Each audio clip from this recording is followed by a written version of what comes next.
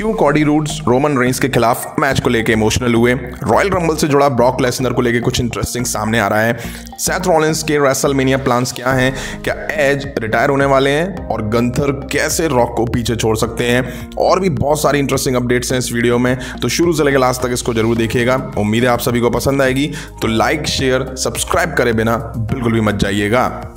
सबसे पहले बात कर लेते हैं रिसेंट में हुए रॉ के एपिसोड के बारे में। जैसा कि रॉ का एपिसोड जो रिसेंट में दिखाई दिया था, उसकी ओपनिंग में कॉडी रूड्स जो कि मैंस रॉयल रंबल के विनर हैं वो दिखाई दिए थे। उन्होंने यहाँ पे एक शानदार प्रोमो कट करा था और रेसलमेनिया 39 के लिए रोमन रेंस को चैलेंज कर दिया था।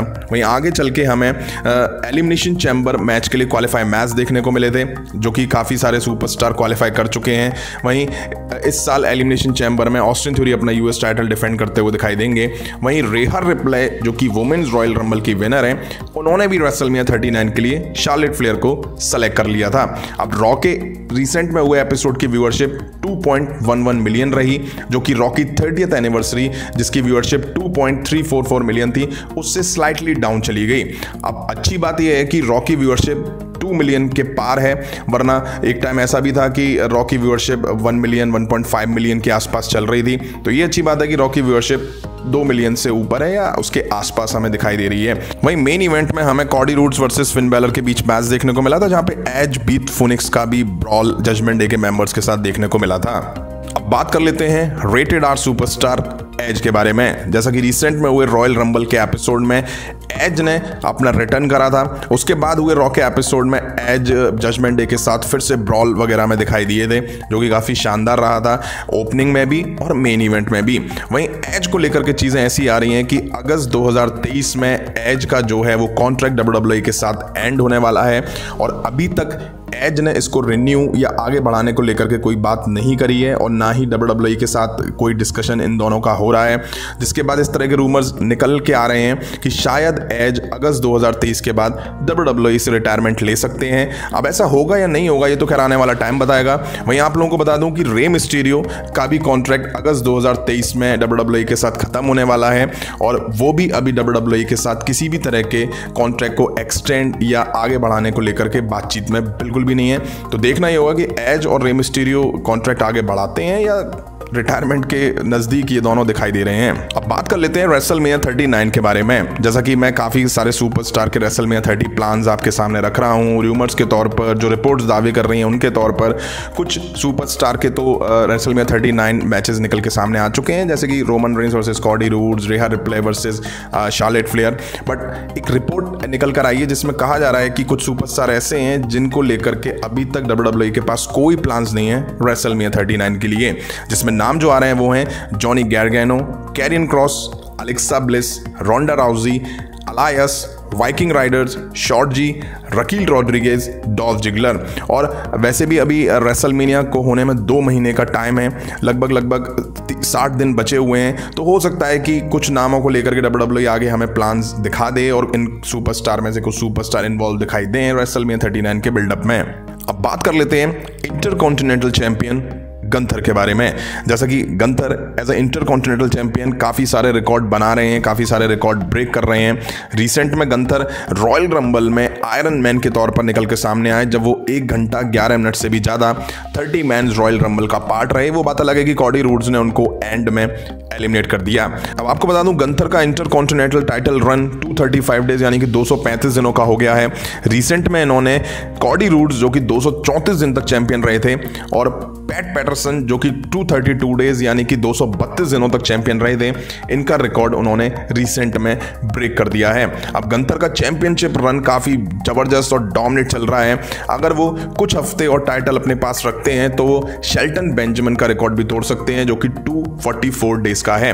अब आगे चीज़ें और मज़ेदार और इंटरेस्टिंग होने वाली हैं। काफ़ी रूमर्स निकल कर आ रहे हैं कि गंथर रेसलमेनिया 39 से पहले चैंपियनशिप हार जाएंगे, कुछ कह रहे हैं कि वो बने रहेंगे। तो ये तो खैर आने वाला टाइम बताने वाला वाला है। अब आप लोगों को बता दूं गंथर का जो नेक्स्ट टारगेट है वो है the people champ the rock. The rock 264 days यानी कि 264 दिनों तक इंटरकॉन्टिनेंटल चैंपियन रहे थे। गंथर को 235 डेज यानी कि 235 दिन हो गए हैं। तो गंथर आज से 30 दिन तक टाइटल और अपने पास रखते हैं तो वो रॉक के रिकॉर्ड को भी तोड़ के आगे निकल जाएंगे। लेकिन ये बात हमें याद रखनी चाहिए कि अभी एलिमिनेशन चैम्बर पेपर व्यू कुछ टाइम में आने वाला है। वहाँ देखना होगा कि गंथर किसी के खिलाफ टाइटल डिफेंड करते हैं तो टाइटल बचा पाते हैं या नहीं। अब बात कर लेते हैं सेथ फ्रीकिंग रॉलिंस को लेकर के। जैसे कि लास्ट ईयर रेसलमेनिया 38 के लिए WWE ने एंड टाइम तक सेथ रॉलिंस को रेसलमेनिया के प्लान्स नहीं बताए थे और ना ही वो किसी तरह के प्लान में इन्वॉल्व दिखाई दे रहे थे।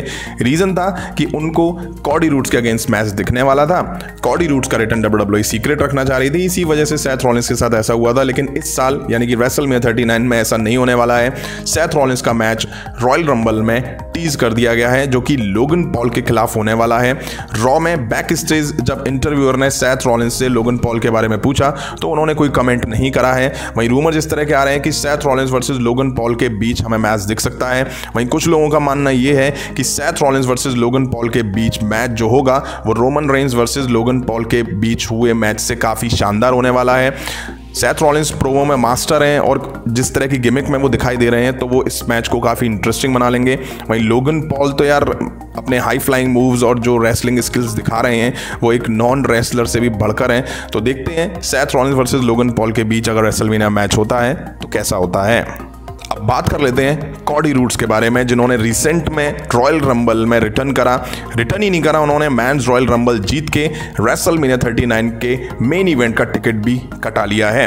अभी रिसेंट में Cardi roads the bomb show में दिखाई दिए जहां पे वो काफ़ी इमोशनल दिखाई दिए अपने रेसलमेनिया मूवमेंट के बारे में बात करते हुए, वो भी रोमन रेंस के अगेंस्ट। उन्होंने बोला जब रॉयल रंबल जीत के मैंने रेसलमेनिया साइन की तरफ इशारा करा जो कि अब तक का सबसे बड़ा रेसलमेनिया इवेंट होने वाला है, सबसे बड़ा स्पोर्ट्स एंटरटेनमेंट होने वाला है जो कि कॉडी रूड्स हेडलाइन करने वाले हैं, मतलब कि वो मेन इवेंट में दिखाई देने वाले हैं। उन्होंने बोला कि मैं बहुत लंबे टाइम तक लड़ा, मेरे डैडी भी इतने लंबे टाइम तक लड़ चुके हैं और WWE के खिलाफ हम लोग काफ़ी कंपटीशन क्रिएट कर चुके हैं। उन्होंने बोला कि मुझे इतनी उम्मीद नहीं थी कि WWE यूनिवर्स और WWE में इतना वेलकम बैक मेरा बहुत अच्छे तरीके से होगा। अब देखिए कॉडी रूड्स ने जब WWE में रिटर्न करा तब से लेके आज तक वो अपनी फैमिली, अपने फादर के ड्रीम के बारे में बात कर रहे हैं और जब चीज़ें वैसी होती हुई दिखाई दे रही हैं तो मुझे लगता है हर कोई पर्सन या हर कोई इंसान, फिर चाहे वो रेसलर हो या चाहे कोई और हो, वो इमोशनल तो होगा क्योंकि मैंस रॉयल रंबल जीत लिया है, रेसलमेनिया 39 को हेडलाइन करने वाले हैं तो उनके लिए काफ़ी इमोशनल मोमेंट था, इसलिए वो थोड़ा हमें आंखों में आंसू मतलब इमोशनल दिखाई दिए। वहीं आपको बता दूं कॉडी रूड्स ने रॉयल रंबल के मेन इवेंट के बाद ब्लड लाइन का जो ड्रामेटिक सेगमेंट दिखा था उसको लेकर के भी उन्होंने बात करी। उन्होंने कहा कि मुझे लग रहा था कि मैं जाऊं और केविन ओवेंस को सेव करूं ब्लड लाइन से, लेकिन वही चीज़ है ना कि ये अनस्क्रिप्टेड मूवमेंट हो जाता। लेकिन हाँ, एक चीज़ कॉडी रूड्स ने काफ़ी इंटरेस्टिंग कही, मेरे अकॉर्डिंग भी ये काफ़ी इंटरेस्टिंग होता कि कॉडी रूड्स अचानक से एंटर होते, ब्लड लाइन के सामने आके खड़े होते और वहीं क्लियर हो जाता कि हाँ Roman Reigns versus Cody roads के बीच मैच दिखने वाला है। लेकिन अगर ऐसा सीन होता तो फिर सेमी ज़ेन वाला एंगल इतना हाइप अप नहीं होता, तो इस वजह से शायद WWE ने इस चीज़ों को अवॉइड करा होगा। अब बात कर लेते हैं बीस्ट ब्रॉक लेसनर के बारे में। जैसा कि रिसेंट में हुआ royal rumble pay per view Brock Lesnar के लिए ज़्यादा अच्छा नहीं रहा। 30 मैंस रॉयल रंबल में उन्होंने नंबर 12 पर एंट्री करी और एंट्री करके उन्होंने कुछ सुपरस्टार को एलिमिनेट करा, लेकिन नंबर 14 पर बॉबी लैशली जो कि उनके राइवल हैं जिनसे उनकी फ्यूचर फ्यूड निकल के आ रही है, उन्होंने उनको एलिमिनेट कर दिया। अब एलिमिनेट करने के बाद रिंग साइड जो ब्रॉक लेसनर का गुस्सा दिखाई दिया था या जो भड़क गए थे वो, जैसे कि अनाउंस टेबल के ऊपर जो हुड होता है उसको उठा के रिंग में फेंकना, स्टील स्टेप से इधर उधर पटकना, अनाउंस टेबल पर मारना, वहीं रेफरी को बैरिकेड के दूसरी साइड गिरा के अटैक करना, तो ये चीज़ें अब बताई जा रही हैं कि ये अनस्क्रिप्टेड थी, अनप्लान थी और WWE ऑफिशियल ये देख करके काफ़ी शॉक्ड हो गए थे कि ये क्या हो गया है ब्रॉक लेसनर को, क्योंकि ये तो प्लान में नहीं था। लेकिन हाँ, बताया जा रहा है कि ब्रॉक लेसनर को लेके हीट काफ़ी बड़ी है बैक स्टेज जब उन्होंने रेफरी पर अटैक करा। लेकिन हाँ, इसका मतलब ये नहीं है कि WWE उन पर किसी भी तरह का कोई फाइन या पनिश करने वाली है।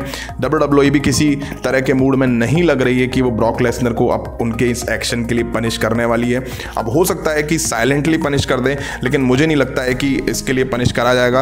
अब स्क्रिप्टेड था या नहीं था ये तो खैर WWE जाने, लेकिन जो रिपोर्ट्स अभी दावे कर रही हैं वो यही है कि एलिमिनेट होने के बाद ब्रॉक लेसनर ऑफ स्क्रिप्ट चले गए थे रॉयल रंबल में। तो फ्रेंड, ये थी WWE से जुड़ी कुछ बड़ी और इंटरेस्टिंग अपडेट्स। उम्मीद है आप सभी को पसंद आई होंगी और वीडियो आप देखते हुए यहाँ तक आ गए और आपने अभी तक लाइक नहीं करा है तो फटाफट से लाइक कर दो यार, चैनल को सब्सक्राइब करो। मिलता हूँ नेक्स्ट वीडियो में। Thank you.